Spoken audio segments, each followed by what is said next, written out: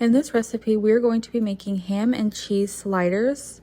First, you are going to start out with having a 24 count package of these Hawaiian rolls. There's also a 12 pack if you want to cut this recipe in half. You're going to cut these in half, but try not to take the top apart from each other. The tops of them, I guess you could say. You want it all to be one.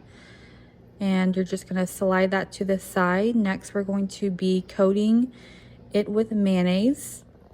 I have about half a cup to 1 cup of mayonnaise, just give or take however much mayonnaise you want to add. You can add more or less than I am, just to give it extra flavor. Next, we're going to be adding our American cheese. You can add however many slices you want. I would say about 10 to 12 slices for the bottom.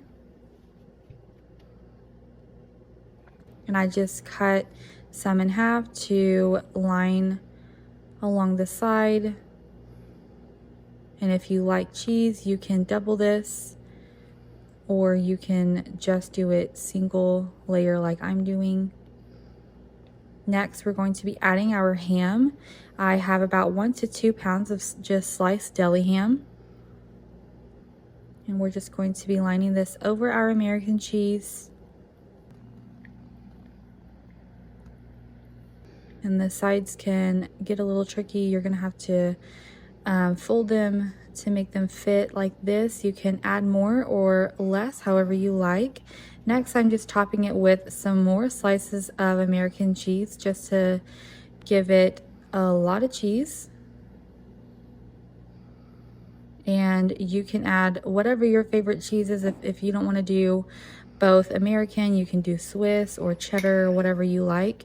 Next, we're just adding some more mayonnaise to the top to give it some more flavor and just some moisture. Just smooth this mayonnaise around. You guys could add mustard or, you know, whatever you like to your sandwiches. Here I just am doing mayonnaise. And once that is done, we are going to be putting this back on top. Make sure not to break it. Here I have about half a cup of butter melted and 1 teaspoon of poppy seeds. And we're just going to be, with the pastry brush, we're going to spread this across the top of our buns. And if you don't want to do poppy seeds, you can take that out. It just gives it a good look.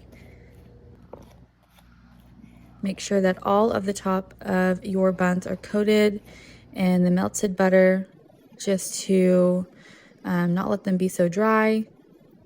And before you put this foil on, you want your butter to sit about 5 minutes so that it can really soak into the bread. Then we're just going to put on this foil so that it does not burn the tops of our bread as this butter melts. I had this in the oven for 350 degrees for about 15 to 20 minutes, or until this butter melts. And here's what it looks like. It turned out so good. This is a great appetizer or even a meal. Don't forget to subscribe to our channel and keep following for more videos.